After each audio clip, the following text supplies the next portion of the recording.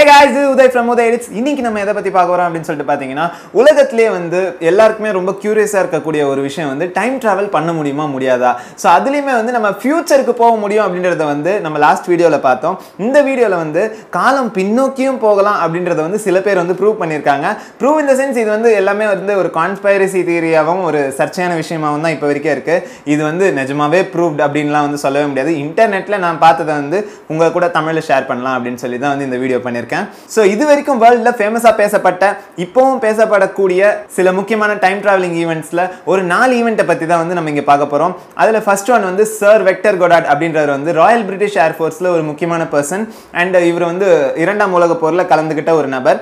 இவர் ஒரு நாள் ஈடன்பர்க் பக்கத்துல ஒரு காலியான ஏர்ஃபீல்டுக்கு மேல வந்து இவரோட ஃபிளைட்ல பறந்துகிட்டு இருந்தாரு. பறந்து போயிட்டே இருக்கும்போது அந்த இடத்தை கிராஸ் பண்ணி போகும்போது பயங்கர இடி மழை மின்னல்னு சொல்லிட்டு வந்திருக்கு. ஸோ இந்த காத்தெல்லாம் பயங்கரமா இருக்கு, நம்ம வந்த இடத்துக்கு ரிட்டர்ன் போயிடலாம் அப்படின்னு சொல்லிட்டு என்ன பண்ணாருன்னா திருப்பி அந்த ஃப்ளைட் எப்படி திருப்பிட்டு வரும்போது அவருக்கு ஒரு பெரிய சர்ப்ரைஸ். என்ன சர்ப்ரைஸ் அப்படின்னு சொல்லிட்டு பார்த்தீங்கன்னா அந்த ஃப்ளைட்டுக்கு கீழே இருந்த அந்த காலியான ஏர்ஃபீல்டு இருக்குது பார்த்தீங்களா, அந்த இடத்துல வந்து சடனாக இவருக்கு வந்து ஒரு ஃபியூச்சர் பார்க்குற மாதிரி இருந்திருக்கு. என்னென்னா வந்து கீழே அந்த இடத்துல வந்து நிறைய ஏர் ஃப்ளைட்ஸ் இருந்திருக்கு, எல்லோ கலர் ஃப்ளைட்ஸ் இருந்திருக்கு அண்ட் அதுக்கு ஒர்க் பண்ணுறதுக்கு ஆளுங்க ப்ளூ கலர் மெக்கானிக் ட்ரெஸ் போட்டு ஒர்க் பண்ணியிருக்காங்க. ஸோ இதை பார்த்துட்டு போன அவர் வந்துட்டு அவரோட கொலீக்ஸ் கிட்டலாம் இந்த விஷயத்தை வந்து சொல்லியிருக்காரு. பட் எல்லாருமே வந்து சிரிச்சிருக்காங்க, இதெல்லாம் வந்து நம்புற மாதிரி இல்லை அப்படின்னு சொல்லியிருக்காங்க. ஆனால் இந்த விஷயம் நடந்து 4 வருஷம் கழிச்சு அவர் சொன்ன மாதிரி அதே இடத்துல வந்துட்டு எல்லோ கலர் ஏர் ஃப்ளைட்ஸ் வந்திருக்கு அண்ட் அங்கே வந்து ப்ளூ கலர் ட்ரெஸ் போட்டு மெக்கானிக்ஸ் வந்து ஒர்க் பண்ணியிருக்காங்க. ஸோ இதை பார்த்த உடனே எல்லாருக்குமே பயங்கர ஆச்சரியம் ஆயிடுச்சு. ஸோ அப்போ வந்து மிஸ்டர் வெக்டர் கோடார்ட் வந்து நிஜமாவே டைம் ட்ராவல் தான் பண்ணாரா, ஸோ 4 இயர்ஸ் அஹெடாக போயிட்டு என்ன இருக்குன்னு சொல்லிட்டு பார்த்துட்டு வந்திருக்காரு போல அப்படின்னு சொல்லிட்டு எல்லாரும் இப்போ வரைக்கும் சொல்கிறாங்க. அண்ட் இந்த விஷயத்த வந்து எல்லாருமே இப்போ வரைக்கும் வந்து இது ஒரு டைம் ட்ராவல் ஈவெண்ட்டாக இருக்கலாம் அப்படின்னு சொல்லிட்டு தான் சொல்கிறாங்க, இருக்கலாம் அப்படின்னு சொல்கிறாங்க. அண்ட் நம்ம நெக்ஸ்ட் பார்க்க போகிற இன்சிடென்ட் நம்பர் 3 அது என்னன்னு சொல்லிட்டு பார்த்தீங்கன்னா 1941 சவுத் ஃபோர்க் பிரிட்ஜ் அப்படின்ற ஒரு பிரிட்ஜை வந்து பிரிட்டிஷ் கொலம்பியாவில் ரீஓப்பன் பண்ணாங்க. ஸோ அப்போ ரீஓப்பன் பண்ணும்போது அங்கே வந்து கூடன க்ரௌடில் வந்து ஒரு மர்ம நபர் வந்து வித்தியாசமாக இருந்தார். அந்த காலத்தில் அந்த ஃபோட்டோவை பார்க்கும்போது யாருக்கும் எதுவும் தெரியல. பட் இப்போ அதை நம்ம பார்க்கும்போது யார் இந்த மனுஷன் வந்து ஏதோ நம்ம டைம்லேருந்து அங்கே போன மாதிரி இருக்காருன்னு சொல்லி தான் நமக்கு ஒரு ஃபீலிங் வரும். ஸோ அவரோட அந்த ஃபோட்டோவை காட்டுறேன். அந்த ஃபோட்டோவில் பார்த்தீங்கன்னா அந்த மர்ம நபர் மட்டும் வந்து ஒரு கிராஃபிக் டிஷர்ட் போட்டிருக்காரு அண்ட் மேலே வந்து ஒரு ஸ்வெட்டர் போட்டிருக்காரு. அவரோட கூலர்ஸுமே வந்து ரொம்பவுமே இப்போ ஃபியூச்சரிஸ்டிக்காக இருக்க மாதிரி இருக்கு. அண்ட் அவரோட கையில் பார்த்தீங்கன்னா வந்து எல்லாரும் அது கண்டிப்பாக டிஎஸ்எல்ஆர் கேமரா தான் அப்படின்னு சொல்லிட்டு சொல்கிறாங்க. ஸோ இதெல்லாம் பார்க்கும்போது கண்டிப்பாக இவர் வந்து ஃபியூச்சர்லேருந்து பின்னோக்கி வந்திருக்காரு அப்படின்னு சொல்லிட்டு எல்லாருக்குமே வந்து ஒரு டவுட் இருந்துட்டு தான் இருக்கு. ஆனால் இது வந்து ப்ரூவ் பண்ணப்படலை. இப்போ வரைக்கும் இது வந்து ஒரு ஃபோட்டோஷாப்பாக இருக்கலாம்ட்டு சொல்லிட்டு நிறைய பேர் சொல்கிறாங்க. டைம் டிராவலிங் ஆர்வலர்ஸ்க்கு அவங்க வந்து இது கண்டிப்பாக இவர் வந்து ஃபியூச்சர்லேருந்து இந்த பிரிட்ஜ் ஓப்பனிங்காக பார்க்கறதுக்கு வந்திருக்காரு அப்படின்ற ஒரு ஃபீல் எல்லாருக்குமே வந்து இருந்துக்கிட்டே தான் இருக்கு. அண்ட் இன்சிடென்ட் நம்பர் 2 நம்ம எல்லாருக்குமே வந்து எப்படியாவது நம்மளோட லைஃப் டைமில் நமக்கு பிடிச்ச ஒரு லெஜெண்டை வந்து நேரில் போய் பார்க்கணும் அப்படின்ற ஒரு ஆசை வந்து இருந்துக்கிட்டு தான் இருக்கும். ஸோ அந்த வகையில் இப்போ உங்களுக்கு வந்து உங்களோட லெஜெண்டரி ஆக்டரோ இல்லை லெஜெண்டரி பர்சன் யாரையாவது மீட் பண்ணணும் அப்படின்னு சொல்லிட்டு நினைக்கிறீங்க. ஆனால் அந்த பர்சன் வந்து இந்த காலகட்டத்தில் சேர்ந்தவர் இல்லை, அவர் வந்து ஒரு பிஃபோர் ஜென்ரேஷன் இருந்தவர், அவரை நேரில் பார்க்க முடியாத போயிடுச்சு அப்படின்னு சொல்லிட்டு நீங்கள் ஃபீல் பண்ணும்போது உங்கள் கையில் வந்து ஒரு டைம் மிஷின் கிடச்சா அவரை பார்க்கறதுக்காக அந்த டைம் மிஷினை நீங்கள் யூஸ் பண்ணுவீங்களா மாட்டிங்களா? ஸோ அந்த மாதிரியான ஒரு ஈவெண்ட் தான் வந்து இப்போ நம்ம பேச போகிறது இன்சிடென்ட் நம்பர் 2ல்.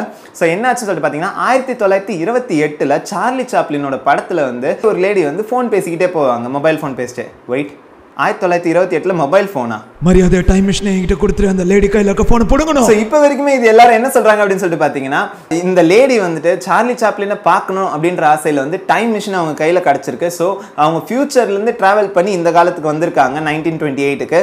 ஆனால் அவங்க பேசுகிற அந்த செல்ஃபோனுக்கு வந்து செல்ஃபோன் டவர் இல்லாமையும் ஒரு வேளை பேச முடியுமோ என்னவோ ஃபியூச்சரில்.